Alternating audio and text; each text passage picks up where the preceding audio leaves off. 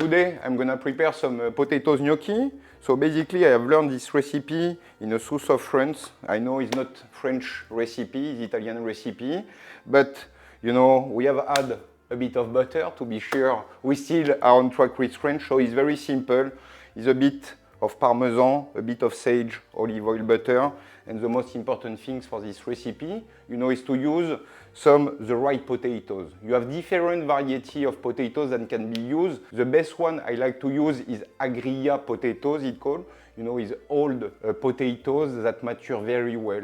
Make sure you never buy some young potatoes because they are too watery inside.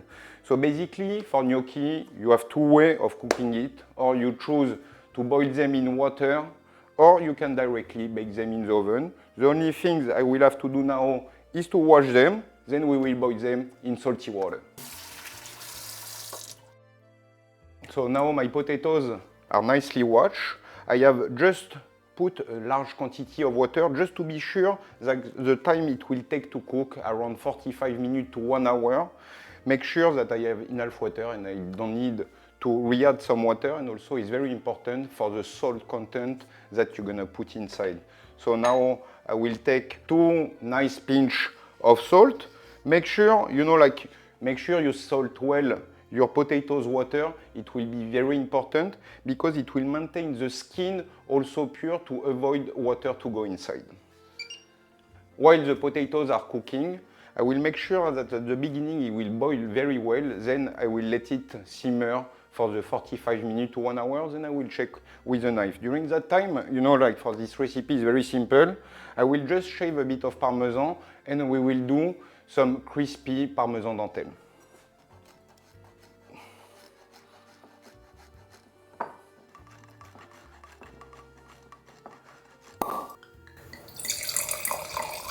So now the potatoes are cooked. Just to show you, to double check, you know, you go right in the middle, in the thickest parts of the potatoes. You go and you should not feel any resistance. You know, you can see the blade come out perfectly. So now I can remove the potatoes from the water. Make sure you don't burn your finger. I'm way more used to it, so don't try to do like me. Always use or gloves or these kind of things to protect your finger. So behind my board, I will put a baking paper. It will help me at the beginning, you know, to mix and not have my hand very dirty. So I will take my potatoes. I will just take them on top of the sieve and cut them in two, very simple. And then I will turn them and then flat it up with a spatula just to collect all the pulp of potatoes. Is just to remove the skin. So you just press delicately and all will go through the sieve. After, if you don't have a flat sieve, you can use a curved one and also do it with a spoon.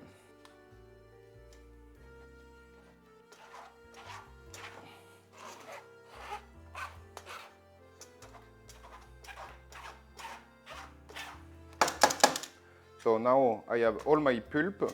So now it's very important to go as fast as possible to season it. So I need to put 1 egg that I will break on a separate bowl just to be sure my eggs is right and I will not damage all the potatoes. Then after, step by step, I will add flour, pepper and also a bit of salt. Use thin salt because it will not dissolve well in your mix. After, some people like to put some nutmegs, which I really love. Today I didn't have, so I will put black pepper instead. And this kind of element I think is very important in kitchen to adapt with the ingredients that you have. So I'm breaking my eggs. After, you know, it's just to be sure it's perfect. Now what I will do, I will take the spatula, then I will make a little hole in the middle. Then I will put my eggs right in the middle. Then after I put a bit of salt. Then after, you know, we can always rectify a bit of black pepper. And then after, you know, with the flour, I will just cover around. Just the flour is to give a texture of the gnocchi. If your potatoes have a bit too much water, this will vary the quantity of flour that you will have to put. Generally, for 750 grams of pulp of cooked potatoes, I put 150 grams of flour. Then after, basically, I just start to mix slowly using the paper. Like this, it will not dirty my hand.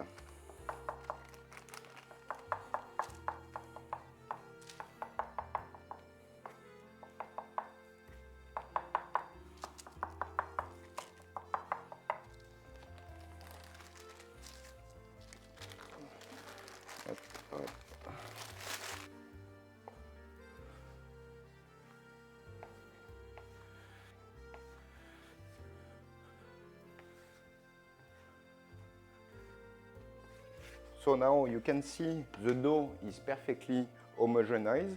So now, check with your finger, you should not feel humidity texture. If you start to feel a little bit, just add a little bit more flour on top, and then you just roll again slowly. Then after now, what I'm gonna do, I will divide my dough in 3 parts, and then I will roll the gnocchi on the fork.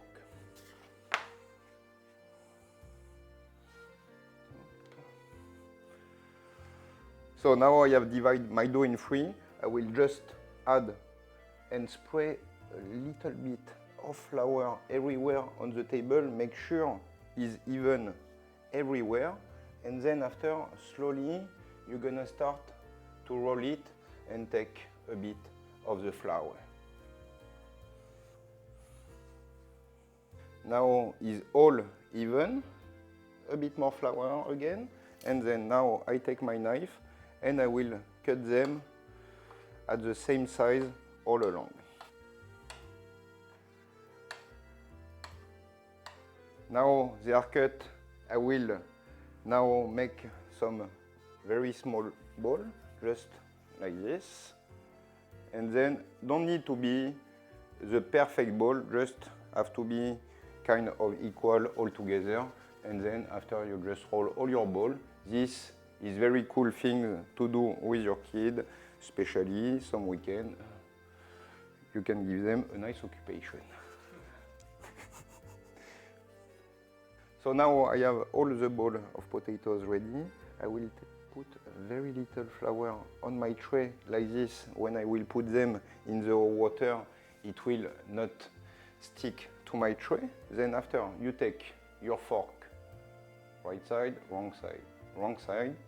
You take your potatoes ball, and then you're just gonna go on your tray, flat it down. Then with your thumb, you're gonna push a little bit. Then after, you just circulate, and then you have your gnocchi that is done. Then after, you just repeat the whole exercise to all of them. After me, what I like is to do some line that way, like this. After I can continue and make a full tray before to put in my boiling water.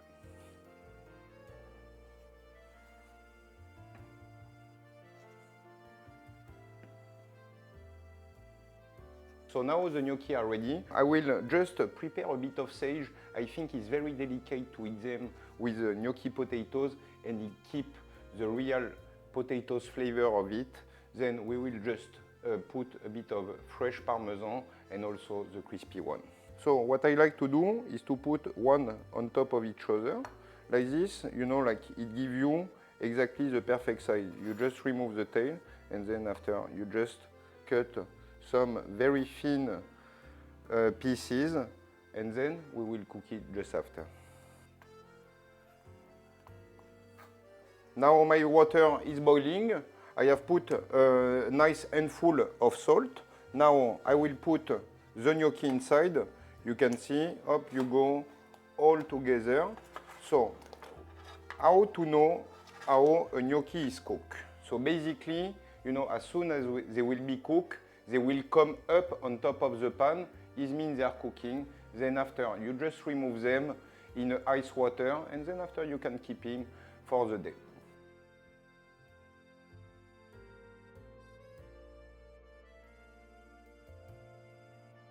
So now all the gnocchi you see are coming to the top of the pan. It means they are cooked. I will just remove them and put in ice water. Now I have preheat my anti-adhesive pan. I take my Parmesan already shaved, and then I will sprinkle everywhere the Parmesan, and you're gonna see it's gonna start to cook directly, and you put all around until it becomes like a small dentelle.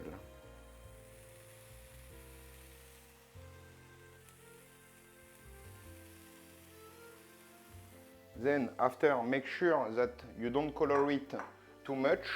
So you just put on the side, and even you can do this kind of small move to cool down your pan.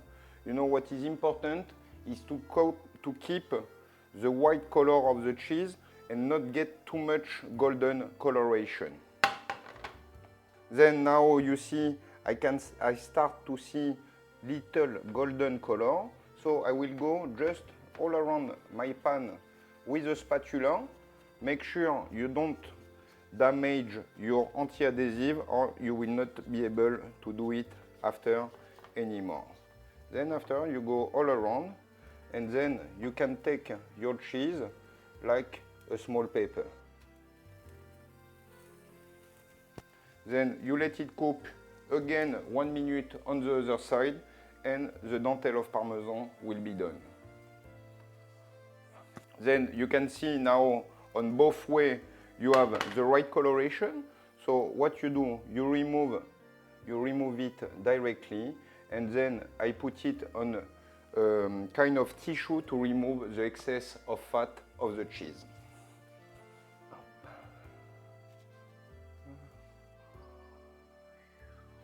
So now I have everything ready. I will take a nice spoon of butter that I will put in my pan. Then I will add inside the pre-cut sage, and I will let it infuse, you know, like make it very slowly. Like this, you will take all the essence of the sage.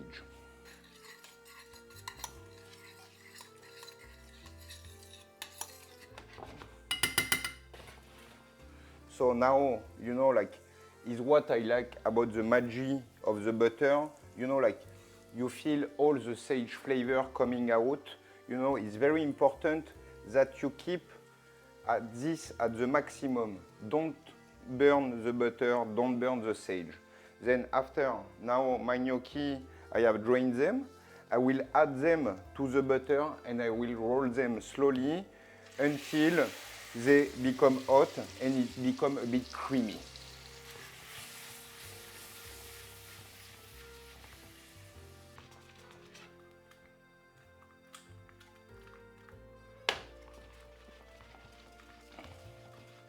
So now we have everything ready. So you see your gnocchi are perfectly glazed. You see they are very creamy. What I do, I put a bit, but not too much, fresh Parmesan cheese that I will just want to cover from one layer of each gnocchi. Then now I will drizzle a bit of olive oil, but very, very little, just for them to be a bit shiny. After, a bit of fresh black pepper. Also very little, don't forget that you have put some inside your dough. Then you see, now I can still roll them. Now I take my plate, and then I will just pour the gnocchi all over inside, and then after I take my Parmesan dentelle cheese that I will break just on top of the gnocchi. And your dish is ready. But after you have 3 varieties of gnocchi. You have this is gnocchi potatoes. After you have gnocchi alla romana and gnocchi Parisian style, which is 3 completely different recipes. But it all called gnocchi. How do you do the Parisian style? Pâte à choux, choux dough, you know, like for same as profiterole puff pastry. instead of baking, you boiling. And then after you brown butter and you serve them à la parisienne. À la romana is based on corn flour. That originally, you know, like is without butter, but after the Piemontese have started to do it, adding some butter, a bit pecorino or Parmesan cheese inside is delicious. I need to go fast because oven plus no AC is becoming something. Yeah, but I will not be able to say unfull. Pinch is okay? The word was there, I was under.